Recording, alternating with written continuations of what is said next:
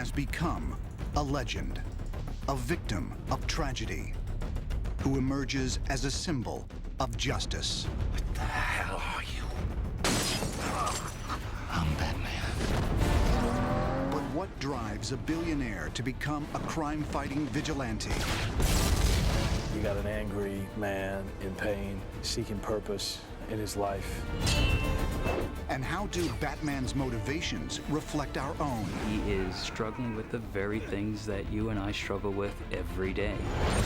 Now, go inside the mind of a superhero His whole life is a quest to restore meaning. as we use the real-life tools of analysis There's a technique for people who have fears. It's called exposure. to unlock the psyche of Bruce Wayne, Batman, and the villains who symbolize our darkest desires. I am gonna stop you. You're just a freak. Like me.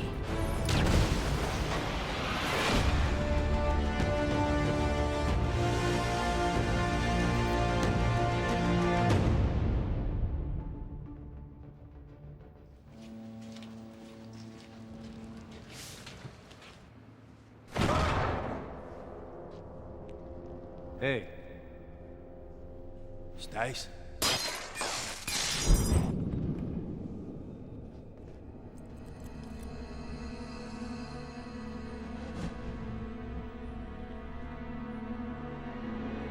What? What the hell? Crime fighter, Avenger, Vigilante, Hero. Batman is as complex as he is contradictory. Bruce. Rachel's told me everything about you. I certainly hope not. Exploring his character can be a revealing test for the viewer. Because in Batman, we can find the heroism, the fear, and the darkness inside us all.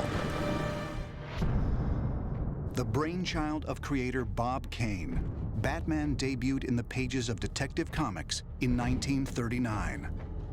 It was the decade of the Great Depression, urban expansion, and violent crime. Since then, billionaire Bruce Wayne and his masked alter ego have been shown as everything from a mob-crushing crime fighter to a kid-friendly superhero.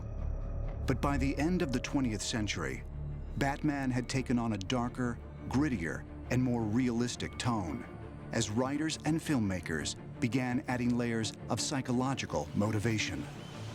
In the 2005 motion picture Batman Begins, one of the keys to understanding Batman's psychology lies in a universal emotion: fear.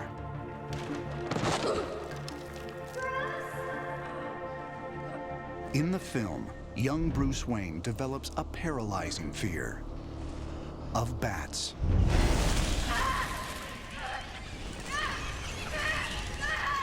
Took quite a fall, didn't we, Master Bruce? And why do we fall, Bruce? So we can learn to pick ourselves up. Fear is one of the fundamental psychologies of childhood. And learning how to deal with the fact that we will be afraid, but we will go on to do things despite our fears. You know why they attacked you, don't you? They were afraid of you.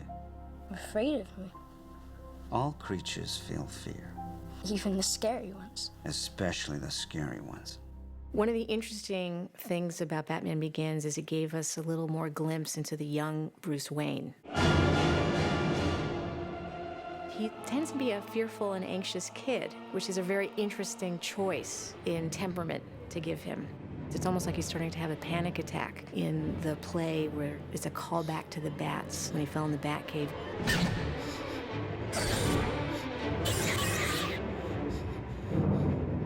Can we go? He causes his parents to leave the theater because he gets really anxious.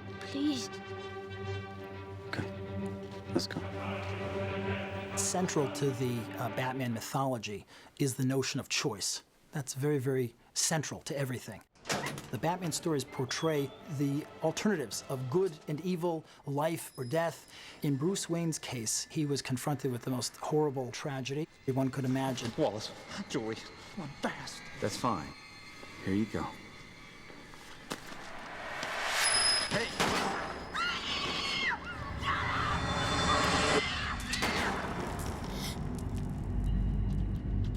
Bruce Wayne is a very plausible character psychologically. Kids generally, even if they're not directly responsible for some terrible event, generally personalize the event and take responsibility for it. Don't be afraid.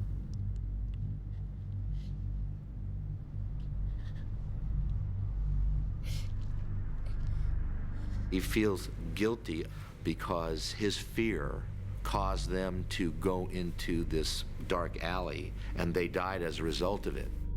The death of Bruce Wayne's parents is an integral part of the Batman mythology and was first depicted in the November 1939 issue of Detective Comics. It has continued to be incorporated into almost every telling and retelling of his early history. Here's a kid who, at a very early age, learned that security is temporary, is fragile. It was my fault, Alfred. I made them leave the theater. If I hadn't gotten scared. It was nothing that you did. It was him. It raises a question, which is, am I ever going to be secure? Can I ever trust anybody who won't also be taken away? I miss him, Alfred. And Bruce Wayne is a person who essentially has answered that question, I'm never going to be safe, so I better take matters into my own hands. Rachel, this man killed my parents. I cannot let that pass. You have the ultimate psychological moment of Batman. They're in the courtroom where his parents' murderer is on trial, and he has a gun in his pocket, and he has to decide whether or not to use it. There is a member of the Wayne family here today. Has he got anything to say? That's the character's moment of growth and judgment.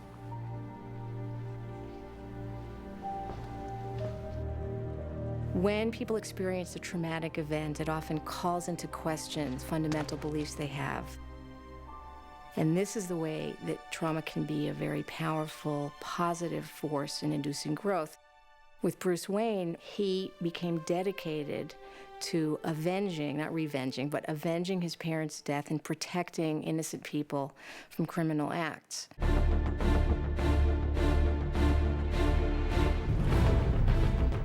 And many people, in fact, who have experienced the trauma go on and become social activists in some way. What are you seeking? The means to fight injustice, to turn fear against those who prey on the fearful.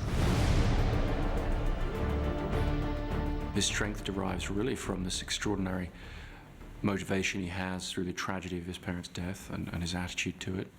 And so you're looking at a character who has embarked on this crusade to fight crime. When bringing the character of Bruce Wayne to the screen in Batman Begins, director Christopher Nolan found an unusual psychological parallel in a real-life historical figure, the 26th President of the United States, Theodore Roosevelt. Chris said, to me, the key to understanding the character is that Bruce Wayne is Teddy Roosevelt. Roosevelt's father was New York City's great patrician benefactor. He started the Museum of Natural History. He was one of the founders of the Children's Aid Society. And there's a similarity to Thomas Wayne, who was the great philanthropist of Gotham City. People less fortunate than us have been enduring very hard times. So we built a new, cheap public transportation system to unite the city. Like Bruce Wayne, Teddy goes through deep family tragedy. His mother and wife die on the same day. He goes off to the Dakota Badlands, probably to kill himself. Reforges himself in that situation and comes back and becomes this insane police commissioner bicycling through the city in the middle of the night. He's the Rough Rider, what we know as the iconography of Teddy Roosevelt. That's really the psychology that plays out in Bruce Wayne. Your anger gives you great power, but if you let it, it will destroy you. In the comic book histories, the timely appearance of a bat in Bruce's study gave him the idea for a crime-fighting alter ego that could avenge his parents' death.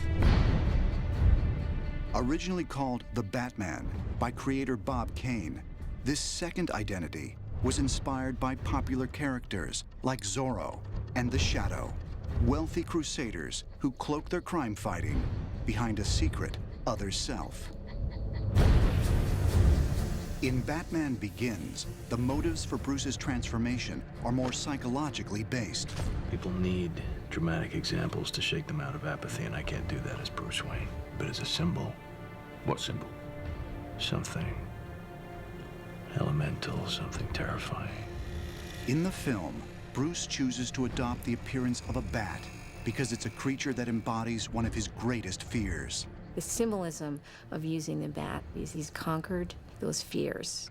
And there's a technique that mental health clinicians use for people who have fears. It's called exposure. And the idea is in a planned and purposeful way, you expose yourself to the things that you're afraid of. The movie portrayed exposure incredibly well.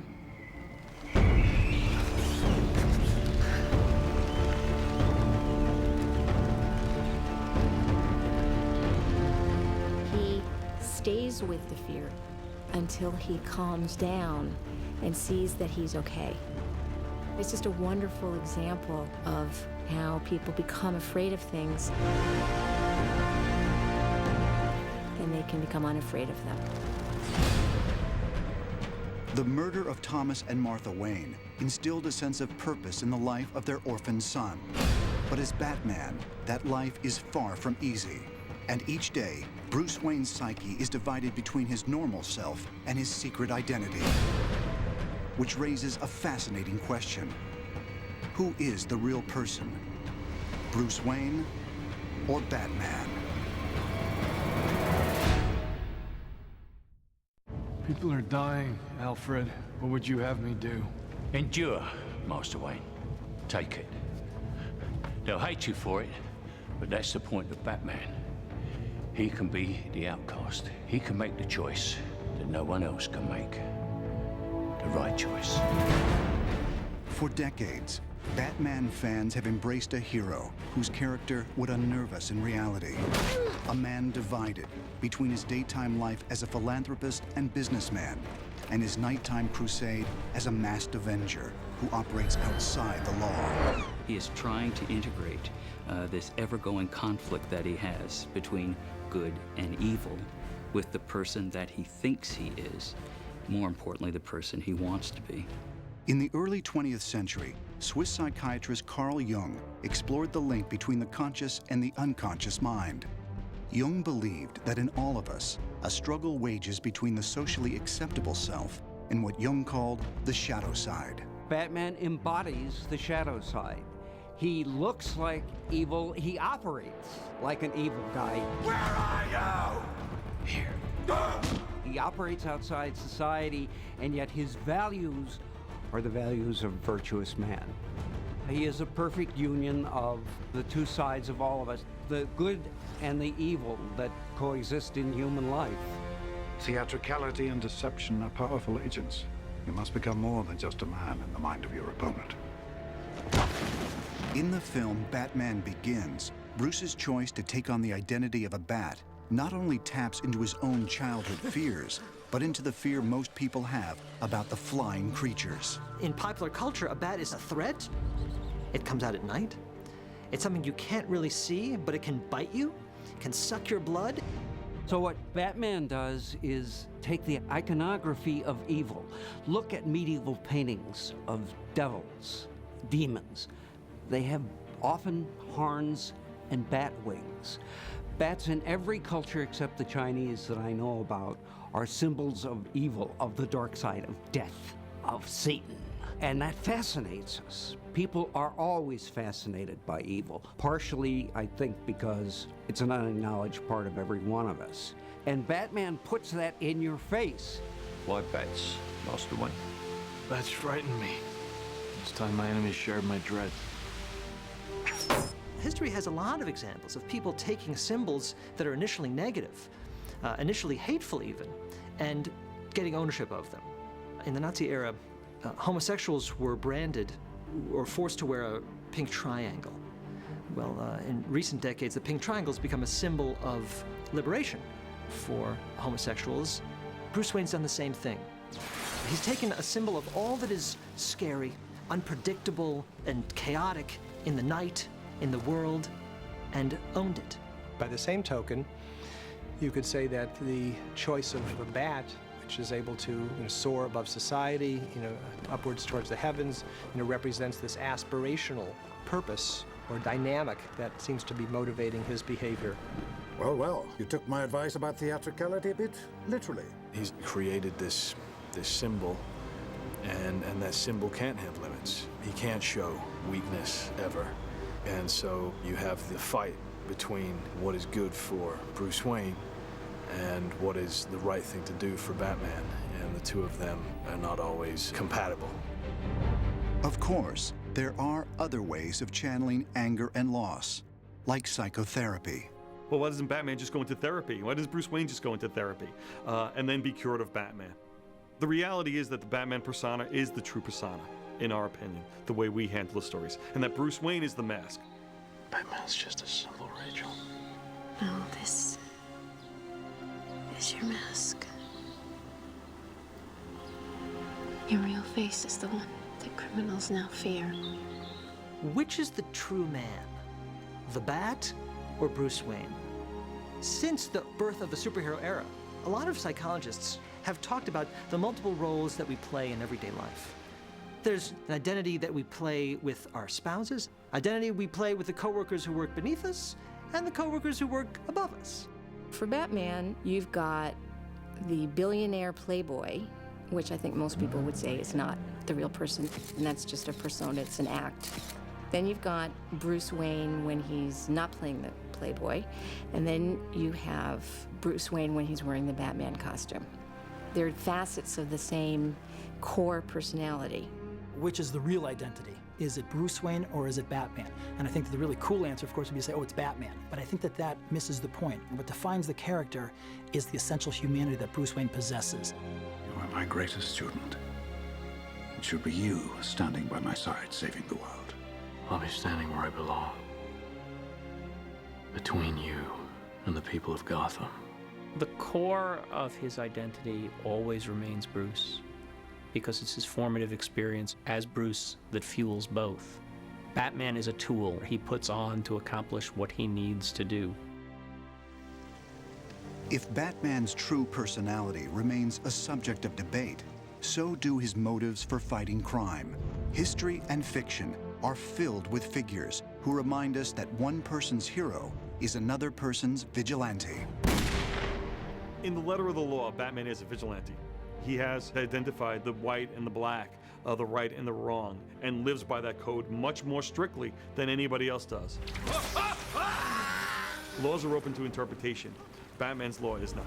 Where were the other drugs going? I don't know. I swear to God. Swear to me! We have always glorified various vigilantes, whether we're talking about Robin Hood, robbing from the rich and giving to the poor. There is this persona that makes us feel good. The problem is that when we start engaging those behaviors in an organized society, in a way that allows the citizenry to make a determination about who should be punished and how and when, we run the risk that their idea might not match up with the idea of the masses.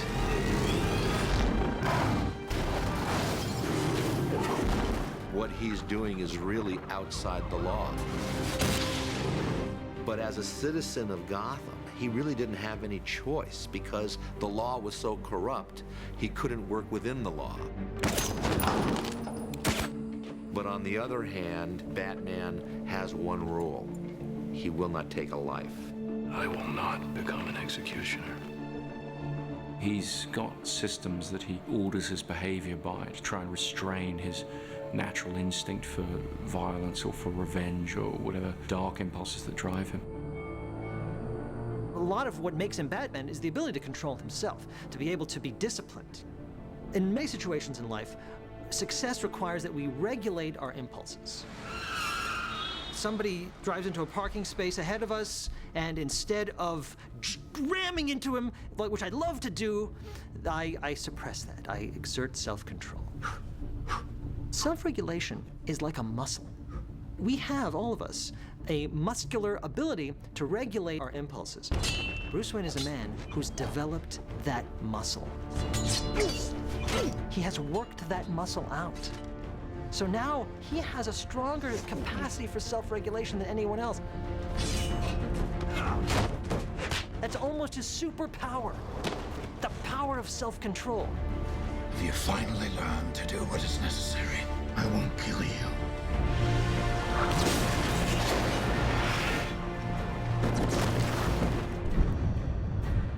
Occasionally, Batman's critics have accused him of suffering from a hero complex, an obsessive compulsion to help others and right wrongs, as defined by psychologist Carl Jung. Batman has this obsession with keeping things under control and making sure that the law is obeyed and that the innocent are not hurt. But his obsession leads him to pretty much cut out from his life anything that doesn't add to his mission as Batman.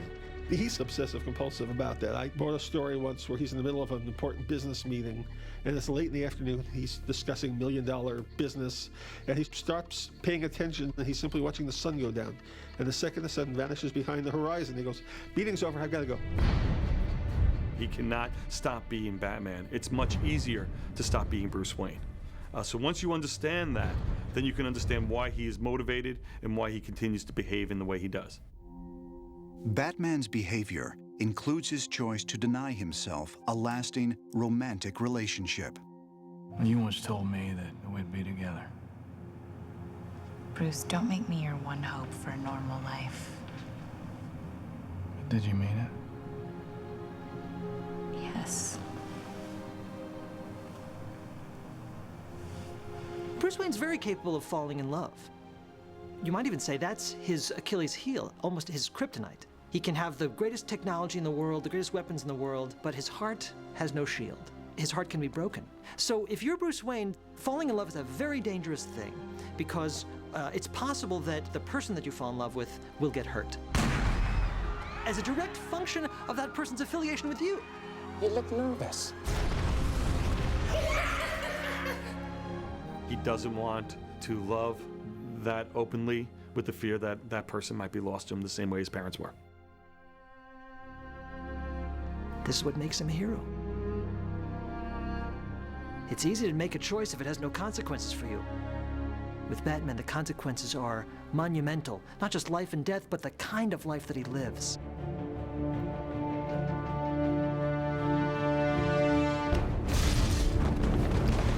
Though Batman recognizes the line dividing justice and injustice, other Gotham creatures of the night see no such distinction. There's nothing to fear. And these denizens of darkness relish the chance to perform acts of unspeakable evil. And here we go. It's okay. No one's gonna hurt you. Of course they are. Crane? No, Scarecrow. Their names have become iconic. The Joker, Scarecrow, Riddler, Penguin, Catwoman, Two-Face. In the annals of superhero history, Batman's enemies are the most psychologically scarred, walking definitions of dysfunction, whose vicious deeds often evoke the violent and perverse acts of real-life criminals. One of the most enduring things about Batman is his rogues gallery, the villains. Because, as I like to say, the rogues define the hero. The greater the threat, the greater the hero.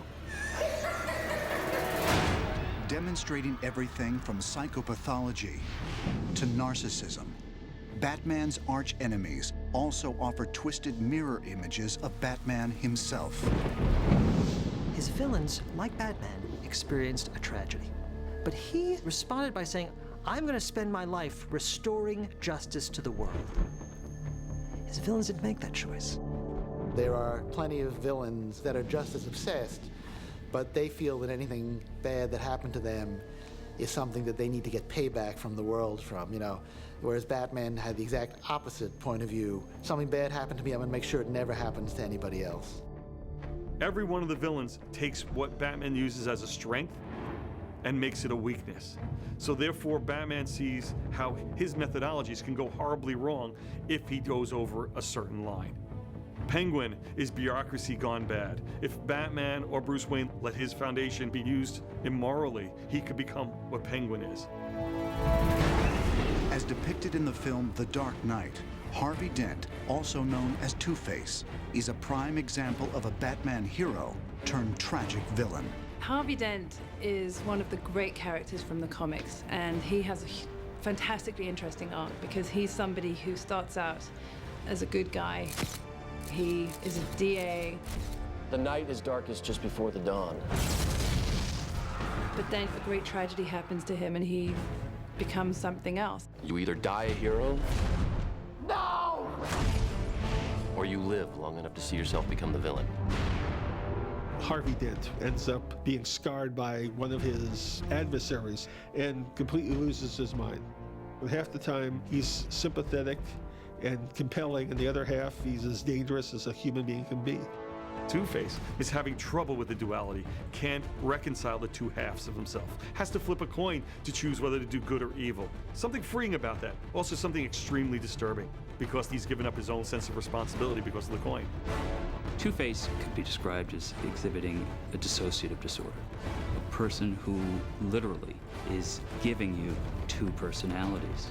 When someone begins to truly develop an alternative identity, or a true alter ego, we move from what may be the normal to something much darker, much more pathologic, in fact, ultimately, quite psychotic. Other psychological ailments are clearly expressed by many of Batman's villains. The Riddler can't commit a crime without leaving behind a self-incriminating clue, the classic calling card of a narcissist.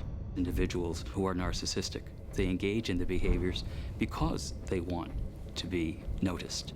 You can look at someone like Ted Bundy, who committed a series of homicides, and yet he loved that he could thumb his nose in the face of law enforcement, giving them clues of where bodies were left, pointing in many respects to himself and defying them to catch him. That type of attention-seeking behavior is the narcissism. Would you like to see my mask? I use it in my experiments. In Batman Begins, the Scarecrow is one of the most terrifying of villains. These crazies, I can't stand it. A sadist in the position of power. It's just your day. We meet the Scarecrow as a doctor at Arkham Asylum. He's used that entrusted place to experiment with chemicals and drugs. He enjoys watching people's minds completely snap as a result of the use of it.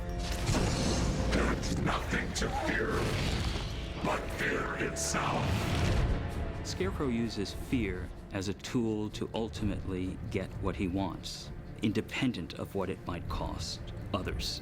This is an individual generally not psychotic, but very intense in their need to self-aggrandize. A individual like the Unabomber, Theodore Kaczynski, part of his delusions is that mechanization and modernization is ruining the world, and takes it upon himself to send bombs to computer scientists, professors. He became vengeful. I'm going to take it on society, and thus becomes this murderous, crazy person.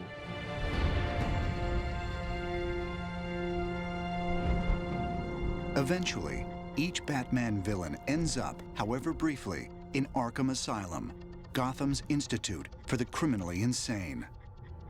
But do villains like Scarecrow and Two-Face truly meet the legal definition of insanity? In every psychiatric text that's published, you will find nowhere on any of its pages the word insane. Because insane is a legal, not a clinical term. And here's the best example of why the public can be so confused. Jeffrey Dahmer.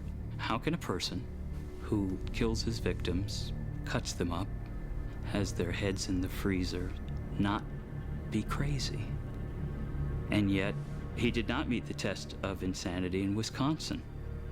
The test for insanity is knowing that the act was wrong and not having the ability to conform behavior. He doesn't meet that test He did it because he wanted to. While most Batman villains operate under the influence of some form of psychosis, one rival is completely in control of her faculties. The whip-wielding jewel thief Selina Kyle, also known as Catwoman. Over the years, Batman and Catwoman have had a complicated on-again, off-again relationship. But Catwoman's villainous nature hasn't stopped Batman from pursuing her for reasons other than her crimes. Catwoman is one of the few people in the world who wouldn't be in the kind of danger your average woman would be with Batman. She's as dangerous as he is. So he found someone who was kind of his equal. Batman's well known to have had a dalliance, and more than a dalliance, with Catwoman. They have an affinity and a lot in common in terms of dressing up and jumping off rooftops. But ultimately, Catwoman, while not a terrible person, crosses a line that Bruce Wayne and Batman don't cross. Batman still operates within a moral code that's quite strict. So this is the challenge for Catwoman and Batman, as attractive as she is in all of her incarnations. He cannot accept her because even as lines between right and wrong are gray, he still sees those lines and he won't cross them. Lust, greed, revenge, and a hunger for attention are all compulsions that can lead a human being into a life of crime. But the Dark Knight's deadliest enemy is perhaps the most difficult to fathom. Armed robbery, double homicide. Got a taste for the theatrical like you. And to unlock his secrets requires a journey into the ultimate heart of darkness. A year ago, these cops and lawyers wouldn't dare cross any of you. I mean, what happened? So what are you proposing? It's simple. Kill the Batman. Of all the evildoers in Batman's universe, none is more explosive or unpredictable than the homicidal nemesis known simply as the Joker. Come on, hit me! He represents a kind of chaos, of meaninglessness, of randomness, the idea of the character of the Joker, just the luck of the cards. Here's my card. Introduced by DC Comics in 1940, the Joker initially had no backstory. Over the years, several versions of his history have been written, describing the character's maniacal metamorphosis. One involves a tragedy, in which the Joker fell into a vat of chemicals and became disfigured as a result. The accident not only changed his appearance, but also twisted his mind. You don't know what makes him tick. Maybe he won't kill you, maybe he'll hand you a $1,000 bill. He'll probably kill you, but you can't be sure. So in that way, he's a perfect villain for Batman. Most characters can justify the terrible things they do as, I'm doing this for my family, I'm doing this because the world hates me, I'm doing this because... pick an answer. The Joker does it because I'm as nutty as a squirrel, and I'm proud of that. Some men aren't looking for anything logical. They can't be bought, bullied, reasoned, or negotiated with. Evening, Commissioner. Some men just want to watch the world burn. Let's put a smile on that face. Most criminals are motivated by the desire to gain greater wealth or gain greater power. Plus, I have kids to feed. Well, you don't like falafel? Or to exact some form of revenge. There's a clear motivation which is understandable for what's prompting their behavior. In the case of somebody who's mentally ill, you can't necessarily predict what they're going to do because their motivations are not the normal ones.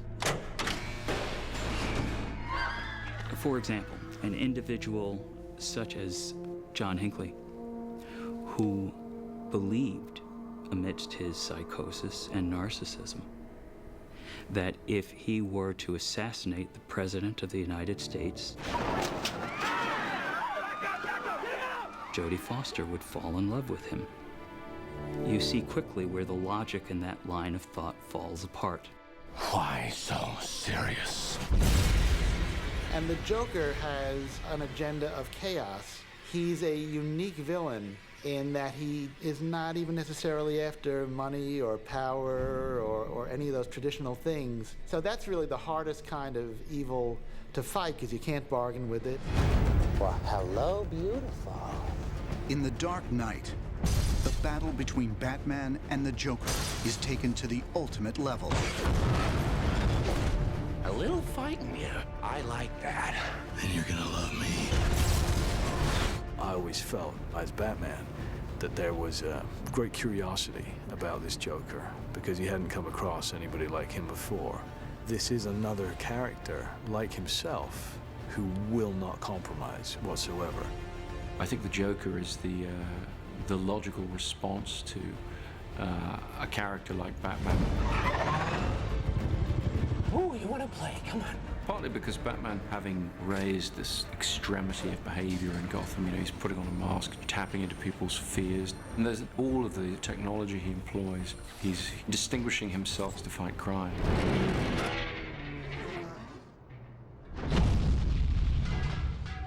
You've changed things. Forever. And why do you want to kill me? I don't want to kill you. What would I do without you? No, you complete me. They are dark reflections of each other. They're both men who operate outside of normal social norms. They're both highly talented, highly gifted at what they do. So they have a lot in common. Every yin has a yang, every positive has a negative. Batman is sane and logical, uses his mind to solve problems and solve crimes, and the Joker is a complete raving lunatic. Batman says philosophically, we can acknowledge an imperfect world, we can acknowledge that we have to step outside of social norms, but that doesn't make the social norms meaningless. The Joker says the presence of random injustice means that there is no justice. The fact that innocence can be destroyed means there is no innocence. So your life is a joke.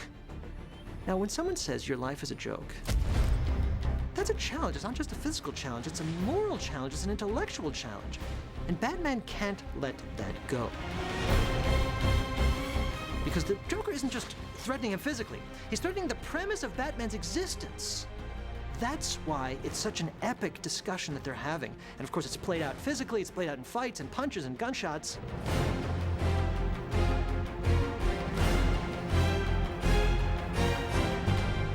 Ultimately, it's a philosophical conflict, and not one that's easily resolved.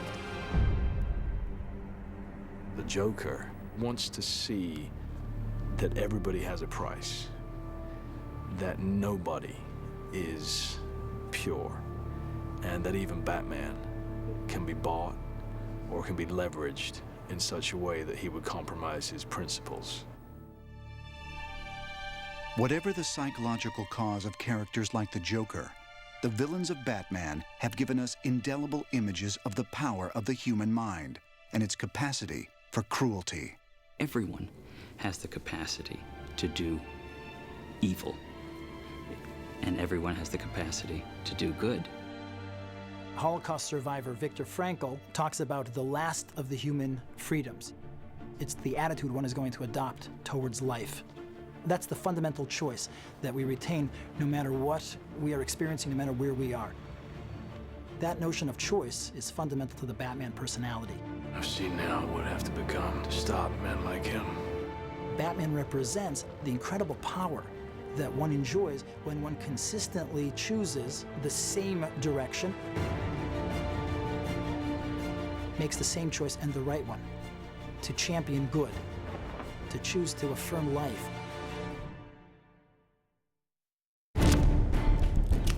Beyond the thrill of his adventures, Batman gives the world something greater. His internal struggles offer insight into the origins of our own fears,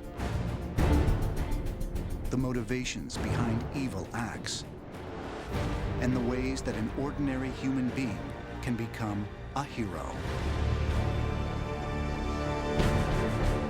He's human.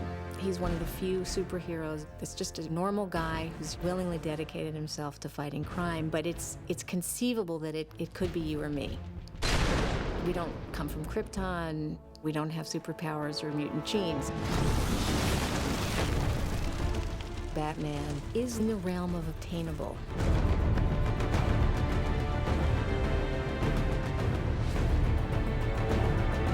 I think Batman's the most relatable of superheroes because he's not really technically a superhero. He doesn't have any superpowers except his extraordinary capacity for self-discipline. He is what we aspire to be in terms of his power, his wealth, the things that he's able to do. And because of that, we identify very heavily with this man who is struggling with the very things that you and I struggle with every day. We try to build upon our strengths, and we try to minimize those things that are weaknesses. We try to figure out what's going on in this crazy world.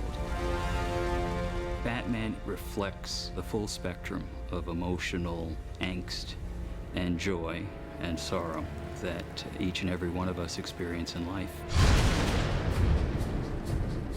Bruce is certainly suffering, sacrificing, in many ways, from this character of Batman, who he has unleashed and who he's really unable to rein in anymore. You're getting lost inside this monster of yours. I'm using this monster to help other people, just like my father did. Batman does sit on top of this mountain of anger. I think he's more in control of it than he wants his adversaries to think. He wants his adversaries to think that he might lose it at any minute and kill them, you know. Do I look like a cop? It works in his favor that you think he's completely unpredictable, which really the Batman myth speaks to. I mean, it's all about where's this thing that I never thought could happen gonna come from? You know, who's gonna step out of the shadows and kill somebody I love? Some people talk about Batman as a damaged individual, as a person who is still playing out his childhood wounds. I don't find that a very compelling interpretation, because that doesn't make him a hero. If he's damaged, he's less than us. Batman's a hero, he's more than us. I find compelling the interpretation that says, here's a man who faced tragedy, and he made some choices to rise above it. He used that tragedy to improve himself and to improve the world.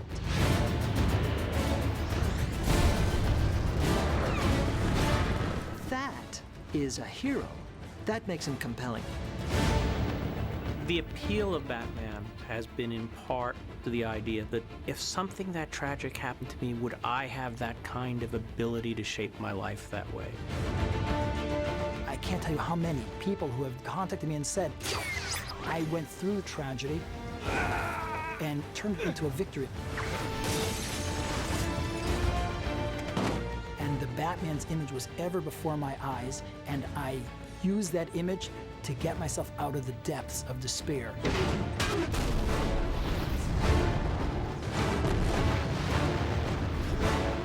He's flying on rooftop!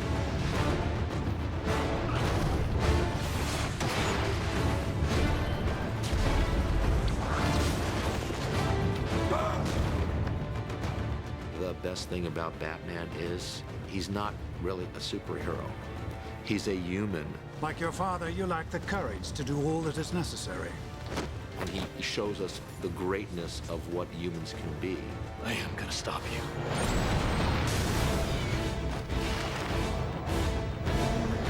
The reason the Batman is a hero is because he's on our side. He is the balance. He is the cosmic balance to all the insanity. Hit me!